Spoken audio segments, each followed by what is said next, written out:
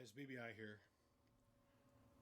I want to stop and say thanks for tuning in and checking out whatever the video is about that's about ready to come up next. If you could take a minute and hit subscribe, I greatly appreciate it. And if you enjoy what you've seen here, make sure to hit the like button. We'd greatly appreciate your support.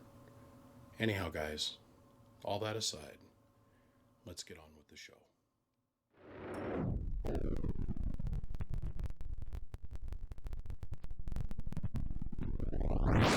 Do do do do do do do do.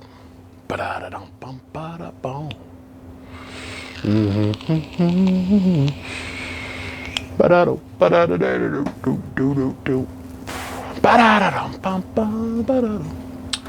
Okay, so gentlemen, fine doll hairs, and well, all my freaks amongst you, we are here today. This is Mr. Black's 2, driving 4, driving 16, all in one enclosure, and a 32 pill jumbo cabinet with spreader, copper heatsink spreader. And what had happened is his ground connection had come loose, and he was pulling all of his ground current through his RG393 coax jumper from the line section back to the box. And we didn't know this, which made the 393 jumper hotter than frickin'. It was hot. It was like, man, it's so hot I couldn't touch it. That's what he told me on the phone. So we have 2 pop transistors, and we are gonna replace those 2 transistors, and we're gonna update this thing real quick. We're gonna make this quick, fast, dirty, and to the point. You guys, I have been busy off working on another project. Actually, 3 major projects: a 32 pill, a 24 pill, and a 4 pill LD MOS box. Those are all videos I've been shooting and I'm currently working on and doing production on right now. So have patience, they will come. Now, this is my business partner, a guy that I absolutely love and adore and have nothing but tons of respect for. And he asked me if he could send this up, get it through here real quick and get it right back. And I said, but of course. So on that note, I've already stripped this flyback resistor out, this 10 ohmer out. We're going to change this one first. We're going to pick the whole box up, flip it around. We've got another one over here on the other side that we got to go do. And I got to change this resistor, this balancing resistor. This one is fine. And we're going to hook it up and we're going to run it. But we are going to change the tune on this a little bit. I want to change how this is staged. As you go forward in life, you learn things. Now that I've been sitting there looking at this now for a few little bits, I want to change a couple things. Let's go.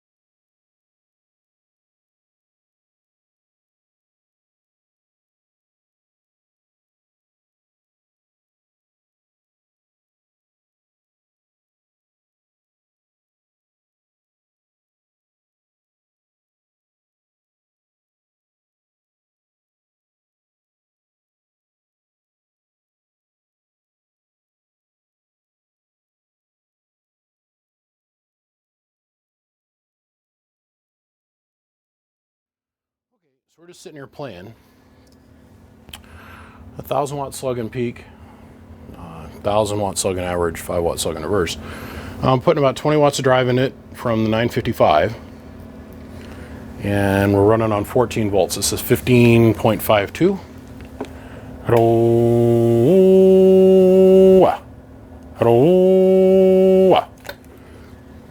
Making 3,800 watts, easy peasy. The input reflect, man, that was, I don't know what happened there, but it was way off. All right, so we got all the little bugs worked out of it. Transistors changed, everything's working. I'm going to secure all the tuning tubes with Captain. I built this thing in 9/26 of 2014. And here it is, geez, 6 years later. God. 5 years later, 6 years later.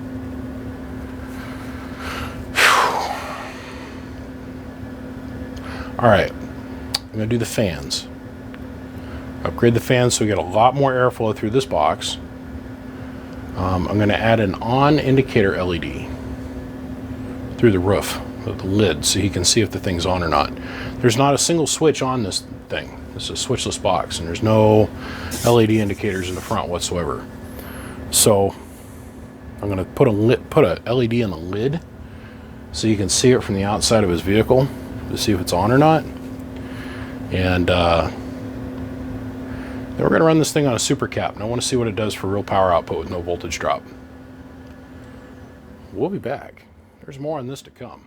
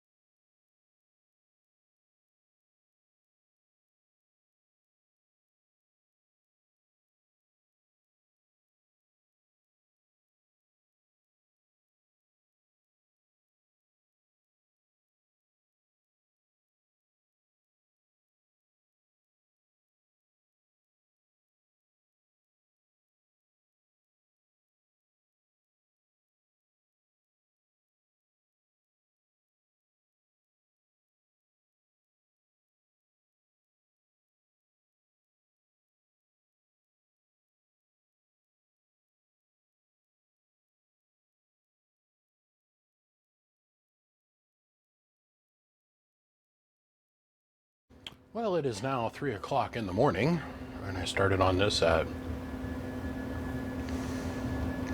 6:30 this evening.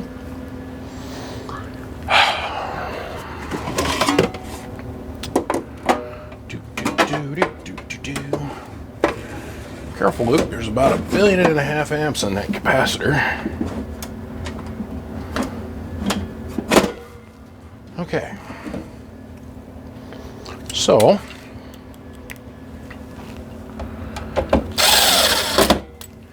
let's engage this silent drive. I am just trying to look out for my friend here. Oh hell, I'm not picking it up. I got to thinking, in my big white truck that I've got, it's got all the alternators in it and the big stereo, the 25 kilowatts worth of sub power in my white truck. I've got this big amplifier that sits behind the seat, and it constantly has got a blue light streaming out of it in full blast, full volume, live, full of sound, shooting straight up at my face. Or every single time I go to try to look in reverse. One a big fan of that for you, my friend. Now I know how this sits in your truck, and I know how you park, and I know how you think. And so, utilizing my IQ of 2, which is universally accepted that's that low, I made an executive decision for you, buddy. I think you're going to enjoy it. Let's see. Is that in glare? It is not. Okay.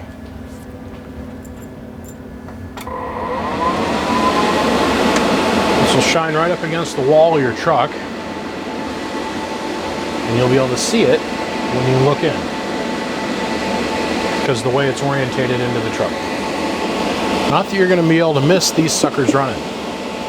Now, we've overkilled it with the fans.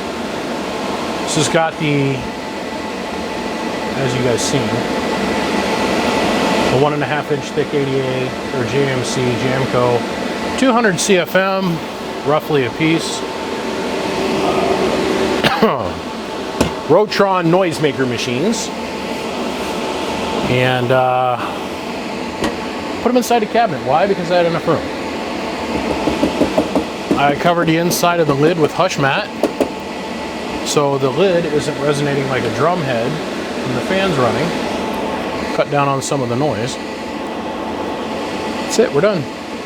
I'm done with this. On a last note, please, for the love of God, guys, don't send me anything without having all the screws in the cabinet. I may spent almost 2 hours tonight getting the back corner of this cabinet to bend back out square, because somebody sent it to me with a screw here and a screw here and 0 screws in the rest of the cabinet. Made you look. Not blaming anybody, not pointing any fingers at anybody, but he might just be watching this YouTube video. Okay, remember, always put all the screws in the cabinet. It's the only thing that gives these little pop cans any chance or hint of having structural integrity to them. Okay, so we got our amp clamp ring here. We're at resting voltage at 16.29, 5,000 watt slug, or 1,000 watt slug of 5X, and peak 5,000 watt slug and average in the second meter, and we're gonna hit it with a 2950.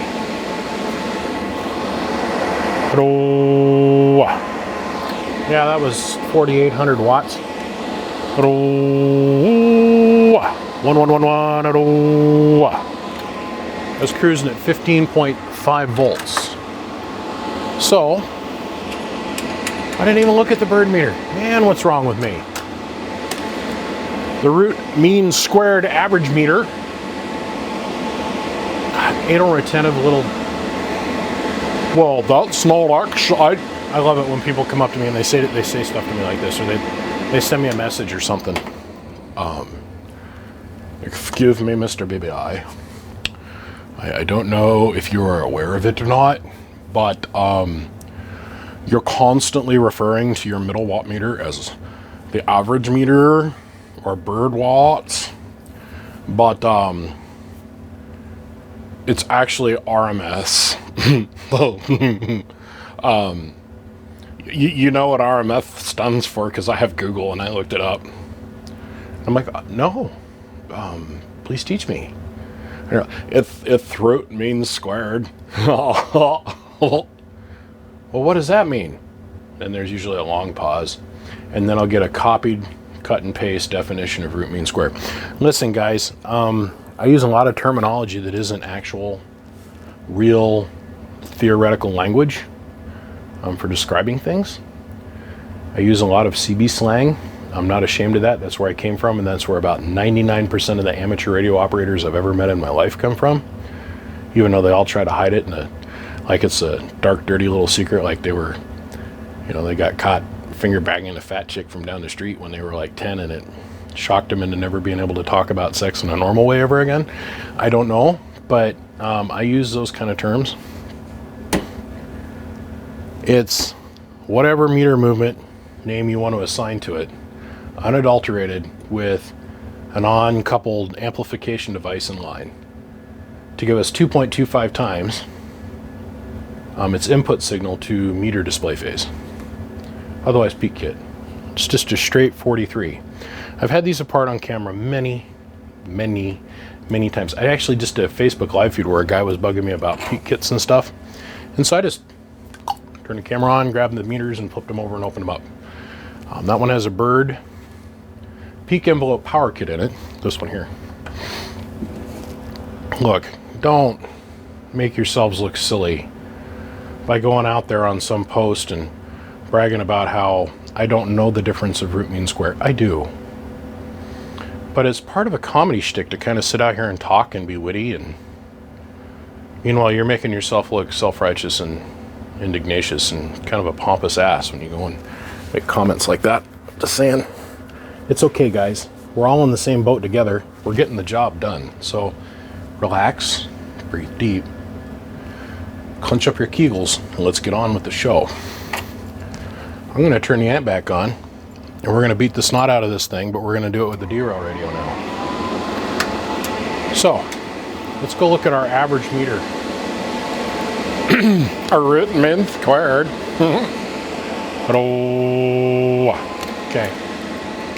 Our RMS meter is showing roughly 2,000 watts. Now,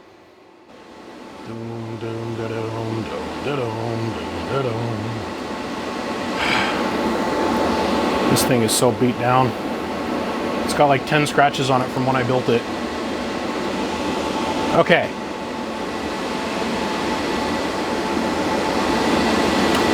Let's re-verify them numbers now that you guys can see the meter straight on. All right.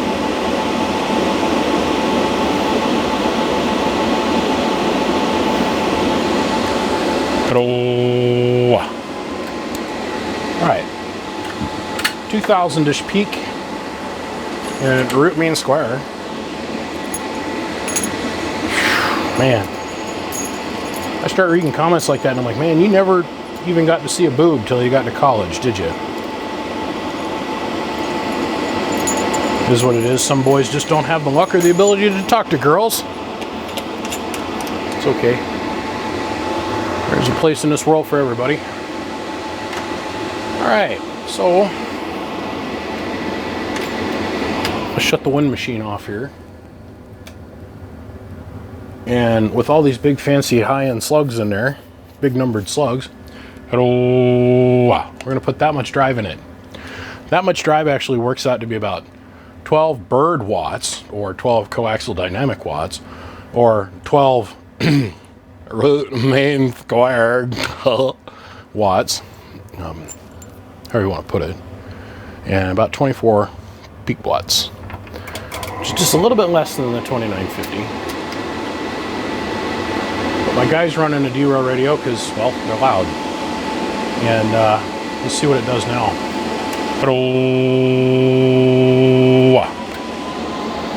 It's not teabag. 3,000 bird out of a 16 pill on 15.5 volts. That's not teabag.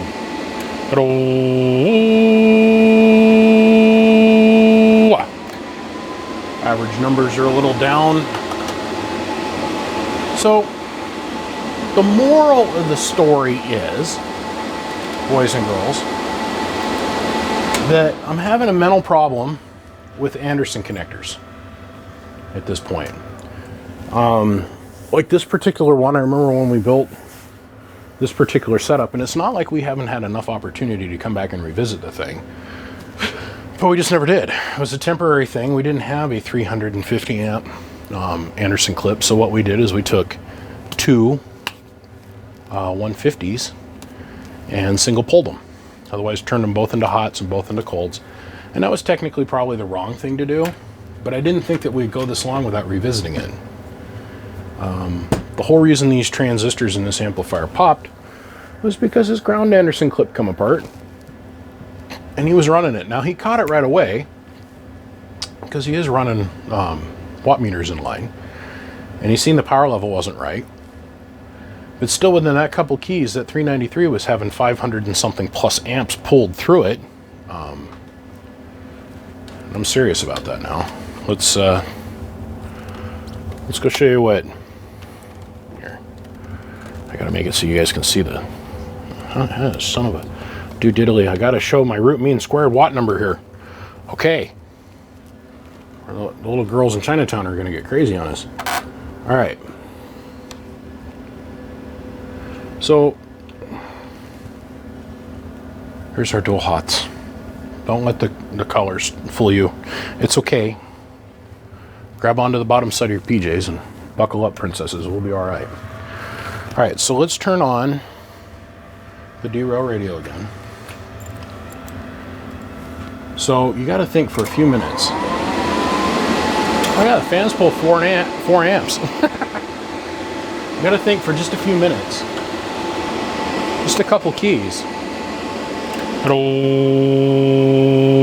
was only pulling 520 amps, or 529 amps, through an Anderson clip that's only supposed to carry 150 amps and a piece of RG393. He said the RG393, if it was lesser coax, had been put together by a smaller kind of man, or somebody with a little bit slightly inferior soldering skills than myself, it probably would have frickin' fried the box. So from this point forward, I'm going to start strongly recommending to all of my customers across the board, hands down, without any question, go get welding lugs. They're cheaper, by the way, too. They twist, they lock together, they have almost 5 times the amount of contact surface area to them versus Anderson clips that, well,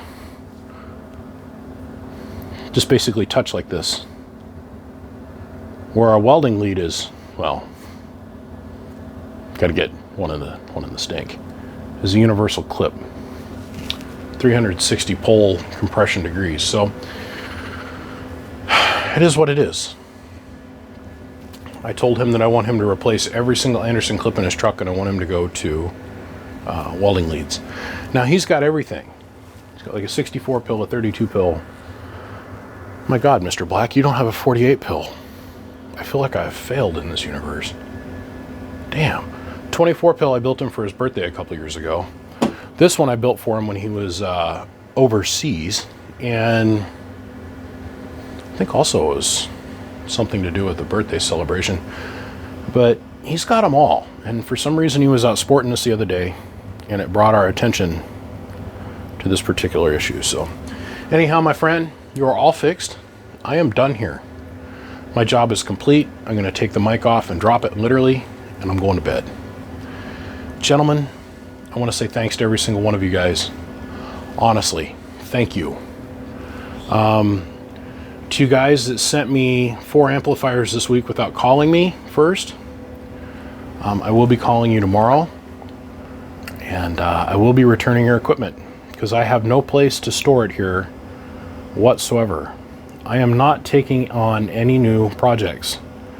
No new repairs, no more new builds. So, I mean, if you guys got a technical question or something, please don't hesitate to call me. But please don't blindly send me equipment. Call first. make sure it's a project that, one, I can take on, two, that I want to take on, and three, if I've got space to store it. I'm completely full, and I haven't taken on any new work in 5 months. I want you to think about that. In 5 months, I put out, what, 40-something videos? That's just to the public. I did 3 amps this weekend that were private, and I did 5 amps last week that were private. Okay? So, please, just bear with me, guys. I'm doing the best that I can, as long as I can keep this up, which is starting to get a little bit straining on my brain, but we're going to endeavor forward. Big shout out to you guys, and I appreciate all the support and the patience and the love. Give me a couple thumbs up if you get the opportunity. Big shout out to Siglant, Excess Power, Bird, Coaxial Dynamics, Electronic Product Design, and as always, I'll see ya. Bye.